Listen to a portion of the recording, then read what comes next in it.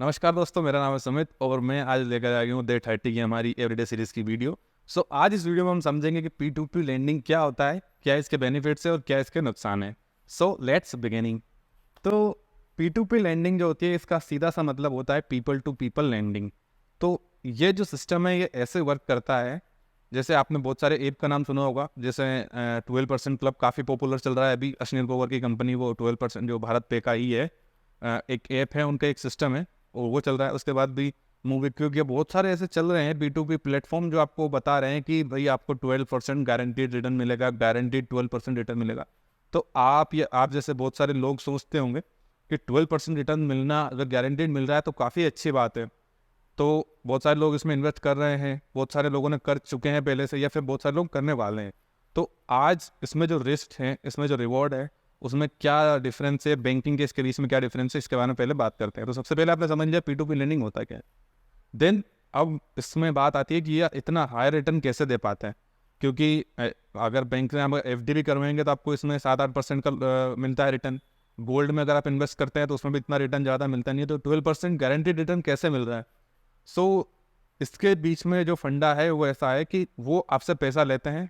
P2P lending वाले जो app है, जैसे उदाहरण के लिए 12% क्लब को ही ले लेते हैं, तो वो जो आपसे पैसा है वो लेते हैं उधार पे और आपको वो 12% पे करते हैं। ठीक है, 12% एनुअल इंटरेस्ट आपको देते हैं। पर वो जो पैसा उनके पास है, उस पैसे को वो दूसरे लोगों को बांटते हैं से लोन देते हैं। तो अगर वो दूसरे आदमी को कोई लोन देंगे तो वो जो है 18%, 20%, 24%, 25%, कितने भी इंटरेस्ट पे वो उनका कुछ रहता है, वो उस हिसाब से ही इनको लोन देते हैं। तो बीच में जो इनका कमीशन है वो बच जाता है। जैसे अगर उनने 12% हमको दिया, 1-2% प्रोसेसिंग फीस में या GST वगैरह में बहुत सारी खर्चे उनके भी होते हैं टीम को मैनेजमेंट करना, उसके बाद 2-3% उनका बच जाता है, वो होता है उनका प्रॉफिट। अगर उन्होंने 16-17-18% तक कोई को लोन दिया है तो। पर इसमें एक बहुत बड़ा रिस्क ऐसा आ जाता है, क्योंकि अगर सामने वाला डिफ़ॉल्ट करता है, जिसको आपके पैसे किसी को दिए, जैसे कि मैंने आपसे पैसे ले लिए, मैंने आपसे पैसे लेकर 12% से आपसे पैसे लिए कि मैं आपको 12% ब्याज पे करूँगा, उदाहरण के लिए बता दूँ। और मैंने अपने एक दूसरे फ्रेंड को पैसे दे दिए कि भाई मुझे तू 18% ब्याज देना, मुझे 18% ब्याज देगा तब मैं तेरे को पैसे दूंगा। तो अगर इस फ्रेंड ने मेरे डिपॉजिट को जो है वो जो है आपने इस लोन को डिफ़ॉल्ट कर दिया, मुझे पैसा नहीं लौटा रहा है, तो इसमें मेरी कोई जिम्मेदारी नहीं है कि मैं आपको लोन पे वो जो आपका लोन है वो लौटाऊं, क्योंकि ये उन्होंने साफ साफ मेंशन करके रखा है कि इसमें रिस्क यही है।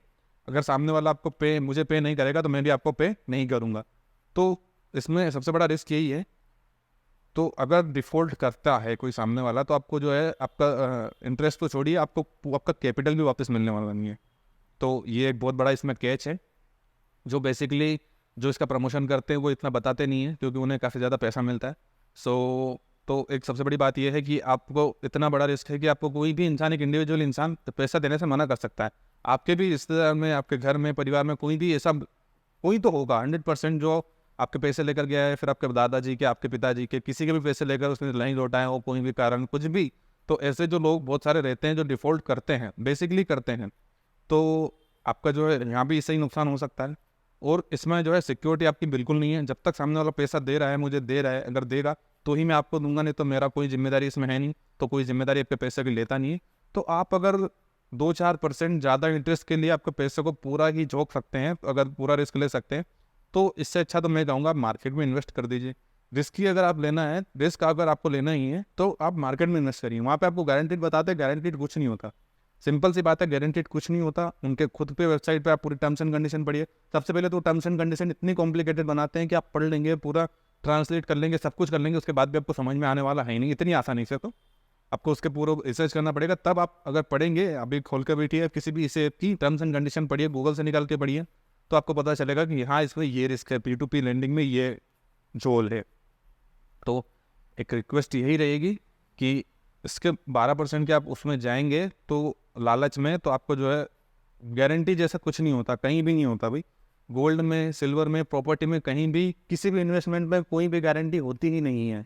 आपको पता ही होगा 90s के टाइम पे इंडिया में कितने ज़्यादा घरों के प्रॉपर्टीज़ के रेट गिर गए थे। बॉम्बे, कोलकाता जैसे सिटी में फ्लैट्स के काफ़ी ज़्यादा 30 से 40% तक रेट गिर गए थे। प्रॉपर्टी की बात है 2008 में। अमेरिका जैसी डेवलप्ड जो देश है, पूरा डेवलप्ड देश है, इतनी बड़ी कंपनी है, इतनी बड़ी इकॉनमी है, इतनी बड़ी कंट्री, इतनी बड़ी इकॉनमी है, वहाँ पे भी आपको पता होगा 2008 का जो क्राइसिस आया था उसके बारे में आप पढ़िएगा, लेमन ब्रदर्स का जो क्राइसिस हुआ था तो उसमें उनके प्रॉपर्टी के रेट 50% तक गिर गए थे उस देश में भी, ऐसे इतने बड़े देश में, इतना बड़े इकोनॉमी में।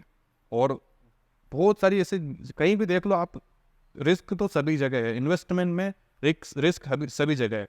मार्केट वहाँ भी क्रैश होते हैं, यहाँ भी क्रैश होते हैं, प्रॉपर्टी की रेट यहाँ भी क्रैश कर सकते हैं, वहाँ भी कर सकते हैं। अभी तक जो है सबसे कम रिस्कियर एसेट कोई सामने अगर आया है पिछले 4-5 हज़ार सालों से, तो वो है सिर्फ और सिर्फ गोल्ड और सिल्वर, क्योंकि इनकी जो है डिमांड काफ़ी ज़्यादा रहती है और इनका जो है सप्लाई काफ़ी कम है। सभी को पता है कि गोल्ड की और सिल्वर की सप्लाई काफ़ी लिमिटेड है, इस चक्कर में जो है सबसे सेफेस्ट यही माने जाते हैं अभी तक तो। और बाकी जितने भी ये आप करते हैं ना कि आपको गारंटेड वगैरह, ऐसा कुछ भी नहीं होता, कहीं भी नहीं होता, कोई भी डिफ़ॉल्ट कर सकता है, बहुत सारी चीज़ें हो सकती है आपके साथ। तो आपसे बस यही रिक्वेस्ट रहेगी, अगर आपको रिस्क लेना ही है तो आप जो अपना पैसा है इसे इतने ज़्यादा रिस्क में डालिए कि किसी एक पर्सन ही आपके पैसे को अगर डिफॉल्ट कर दे तो वो कुछ नहीं कर सकते। वो ज़्यादा से ज़्यादा उसको सिविल स्कोर खराब कर लेंगे। 12% क्लब वाले क्या करेंगे, उसे कॉल करेंगे भाई तू पैसा लौटा, कहेंगे है ना, सिविल स्कोर खराब कर देंगे, कुछ भी, बस इससे ज़्यादा कुछ नहीं कर सकते। वो घर जाके उसको ये भी नहीं बोल सकते कि भाई तुम्हें पैसा दे। अगर आपको कोई पड़ोसी रिश्तेदार को आप पैसा देते हैं तो वो कम से कम आप बोल तो सकते हैं जाके, भाई मुझे पैसा दे, मैं तेरी बाइक उठा लेता हूँ, या कुछ भी, मतलब ऐसी चीज़ है। मैं कोई आपको सजेस्ट नहीं कर रहा हूँ, बता नहीं रहा हूँ, लेकिन 12% क्लब वाले ऐसा कुछ भी नहीं करने वाले हैं। वो सिर्फ उनके हिसाब से इनको इंक्वायरी करते हैं, सिविल स्कोर देखते हैं। पर 12% पे लोन लेने वाले वो लोग होते हैं, एक बात ये भी समझिए, जिन्हें बैंक लोन नहीं दे रहा है।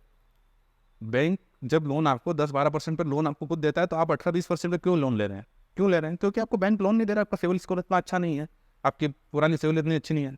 सो आपसे रिक्वेस्ट रहेगी कि आप इन चक्करों में बिल्कुल मत उलझिए। आगे इसके लिए एक और, इससे रिलेटेड एक और मैं वीडियो लेकर आऊँगा, जिसमें बैंक और P2P का जो सिस्टम है, इसमें क्या डिफरेंस है और इसमें क्या एडवांटेज बैंक में है, क्या नहीं है, वो मैं आपको पूरा डिस्कस करूँगा। सो अभी तक बस यही रहेगा कि इन ऐप्स से बच के रहिए। अगर आपको रिस्क लेना ही है तो मेरे हिसाब से म्यूचुअल फंड, इंडेक्स फंड में लीजिए, वो भी रिस्की हैं एसेट्स, लेकिन जो पैसा आप रिस्क ले सकते हैं, जैसे आप महीने का 1 लाख रुपये कमाते हैं तो आप जो है 10-20 हज़ार 10-20% आप रिस्की एसेट में करिए, बाकी अपना सेविंग रखिए, FD करवा लीजिए सबसे बढ़िया है तो, या उसमें क्योंकि RBI एक है हमारे पास कि 5 लाख तक का तो वो कवर देता है। अगर बैंक भी डूब जाता है कोई भी सरकारी बैंक हो या प्राइवेट बैंक, तो उसमें RBI की तरफ से 5 लाख का तो जो है इंश्योरेंस रहता ही है, तो वो थोड़ा सेफ है। बाकी अगर आपको रिस्क लेना है तो मार्केट में लीजिए, क्योंकि वहाँ पे आपको हो सकता है 12 नहीं 13 14 15 16% के रिटर्न भी आपको मिल सकते हैं। और यहाँ तो आपको रिस्क भी लेना है, उसके बाद भी 12% रिटर्न मिलना है अगर आपका पैसा वापस भी आता है तो। सो आज की वीडियो में बस इतना ही था। आप अपने पैसे को संभाल कर चलिए, एंड देन अगली जो वीडियो होगी वो भी इसी के बारे में होगी। सो मिलते हैं कल की वीडियो में, और आज के लिए इतना ही।